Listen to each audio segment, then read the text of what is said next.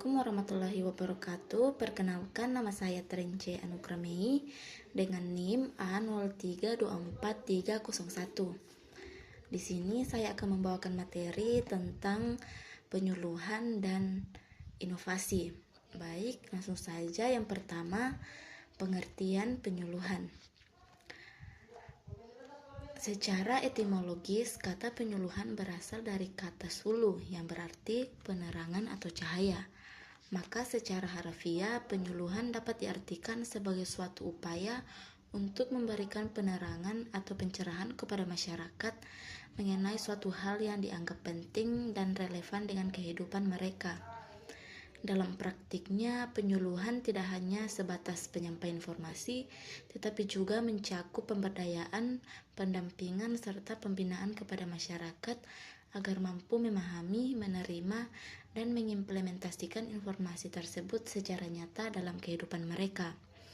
Penyuluhan sering digunakan dalam berbagai sektor seperti pertanian, peternakan, kesehatan, pendidikan, lingkungan hidup, perikanan, sosial pendidikan, dan keluarga berencana.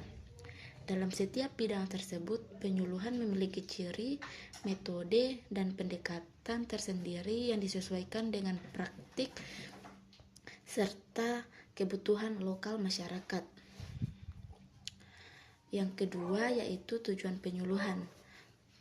Tujuan dari penyuluhan sangat luas dan kompleks, tergantung pada konteks dan bidang yang dituju. Namun secara umum, penyuluhan memiliki tujuan-tujuan berikut.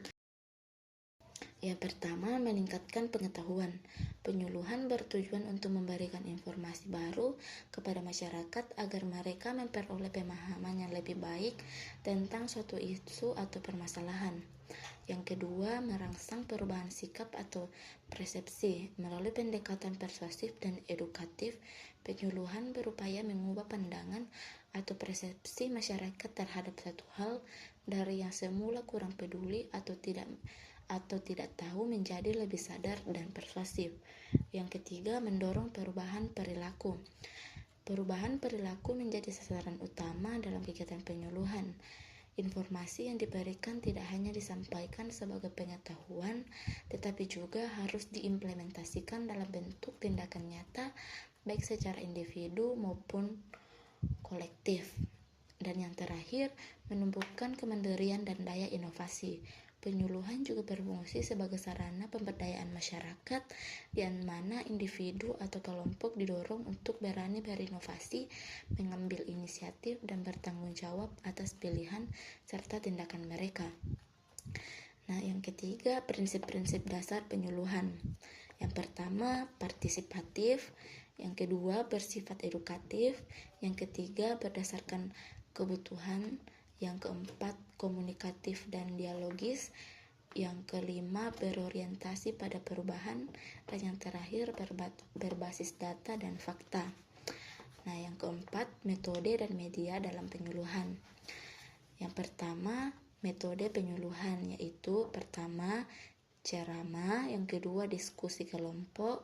Yang ketiga, demonstrasi atau peragaan. Yang keempat, kunjungan lapangan. Yang kelima, simulasi atau role play. Yang keenam, wawancara atau konsultasi pribadi. Nah, yang kedua, media penyuluhan. Media berperan sebagai alat bantu komunikasi. Jenis media yang digunakan dapat berupa yang pertama, media cetak, yang kedua media visual dan audiovisual, yang ketiga media elektronik, dan yang keempat alat peragaan. Yang kelima yaitu peran penyuluhan dalam masyarakat. Peran utama seorang penyuluh antara lain sebagai fasilitator, kedua sebagai pendidik, ketiga sebagai motivator, keempat sebagai penghubung, dan yang terakhir sebagai agen perubahan atau agent of change. Nah, baik, materi yang kedua yaitu inovasi. Nah, pengertian inovasi itu sendiri yaitu secara etimologis kata inovasi berasal dari bahasa Latin yaitu innovare yang berarti memperbaharui.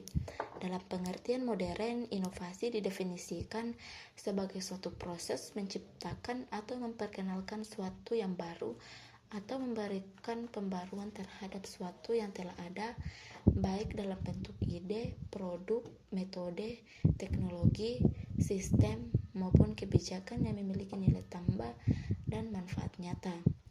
Inovasi tidak hanya terbatas pada penemuan baru, tetapi juga mencakup penerapan ide atau penemuan tersebut ke dalam praktik yang diberikan solusi terhadap masalah nyata, memperbarui efisiensi, meningkatkan produktivitas, atau menciptakan peluang baru. Yang kedua, karakteristik inovasi. Inovasi memiliki beberapa karakteristik utama yang membedakannya dari kegiatan biasa, yaitu yang pertama, baru. Inovasi harus mengandung unsur kebaruan atau belum pernah ada sebelumnya, atau baru bagi konteks tertentu. Yang kedua, bermanfaat. Inovasi harus memberikan manfaat nyata bagi penggunaan atau masyarakat luas. Yang ketiga, diterapkan dalam praktik. Tidak hanya sebatas ide, tetapi dapat diimplementasikan secara konkret. Yang keempat, mengandung perubahan.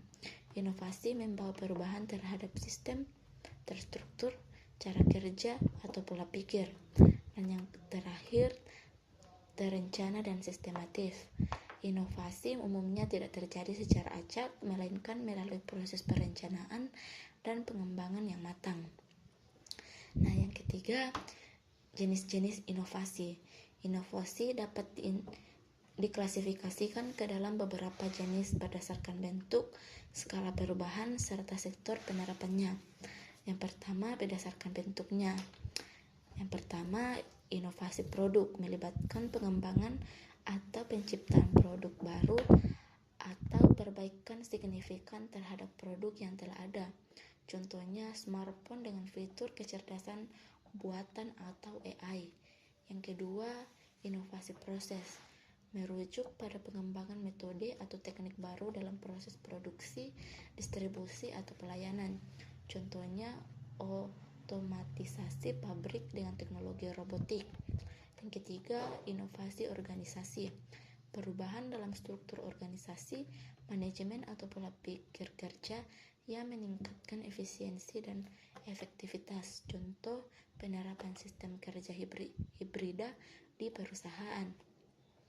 Yang keempat, inovasi pemasaran. Strategi baru dalam pemasaran produk atau jasa, termasuk penggunaan media digital atau pendekatan berbasis pelanggan. Contohnya, kampanye digital interaktif melalui media sosial. Yang kelima, inovasi sosial. Solusi baru terhadap permasalahan sosial yang lebih efektif, efisien, dan berkelanjutan. Contoh, program bank sampah untuk pengurangan limbah. Yang kedua, berdasarkan skala pembuatannya. Yang pertama, inovasi radikal, menggantikan sistem lama secara menyeluruh dan menciptakan paradigma baru. Contohnya, kemunculan transportasi online seperti Gojek dan Grab. Yang kedua, inovasi inkremental, penyempurnaan atau peningkatan terhadap sistem produk atau layanan yang sudah ada. Contoh, berbagai fitur kamera dalam seri smartphone terbaru. Yang keempat, proses terjadinya inovasi. Proses inovasi biasanya terjadi dari beberapa tahap yang saling berkaitan. Yang pertama, identifikasi masalah atau kebutuhan. Yang kedua, pengumpulan informasi dan ideasi. Yang ketiga, desain dan pengembangan konsep. Yang keempat, uji coba. Yang kelima, evaluasi dan penyempurnaan. Dan yang keenam, implementasi dan difusi. Yang kelima, peran inovasi dalam pembangunan dan kehidupan modern. Inovasi memiliki peran yang sangat penting dalam berbagai aspek kehidupan, antara lain, yang pertama, meningkatkan daya saing suatu negara, perusahaan, atau individu. Yang kedua, mendorong pertumbuhan ekonomi melalui penciptaan nilai tambah dan efisiensi. Dan ketiga, menjawab tantangan sosial dan lingkungan dengan pendekatan baru yang berkelanjutan. Dan yang kelima, mempercepat transportasi digital di semua sektor.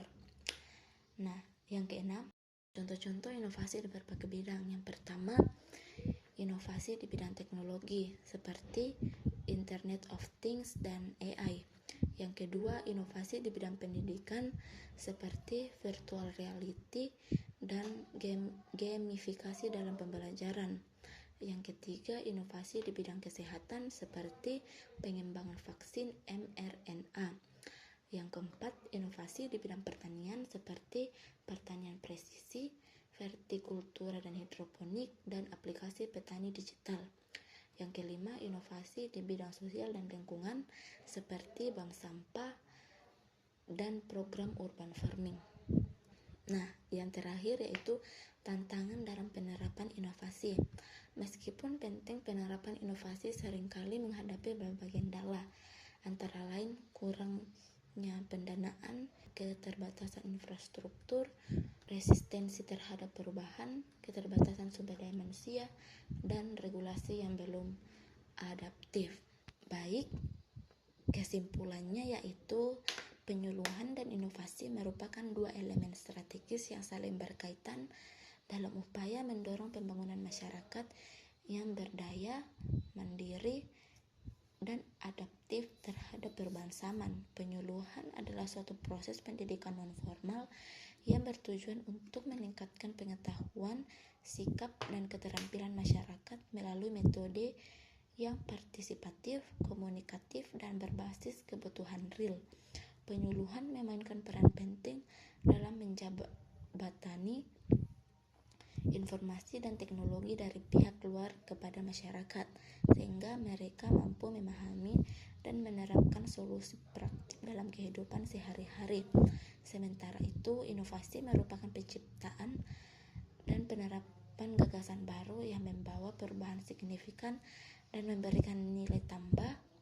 Inovasi mencakup berbagai bentuk, mulai dari produk, proses, hingga model sosial dan kelembagaan. Dalam konteks pembangunan, inovasi berfungsi sebagai motor penggerak perubahan, peningkatan efisiensi, dan penyelesaian berbagai permasalahan kompleks di masyarakat. Kedua konsep ini menjadi pilar penting dalam mendorong transformasi sosial, ekonomi, dan lingkungan yang berkelanjutan. Penyuluh menjadi media untuk mentransfer dan menyosialisasikan hasil inovasi kepada masyarakat, sementara inovasi memperkaya materi dan metode dalam kegiatan penyuluhan agar lebih relevan dan berdampak. Baik, itu yang dapat saya sampaikan. Kurang dan lebihnya mohon dimaafkan. Sekian dan terima kasih. Assalamualaikum warahmatullahi wabarakatuh.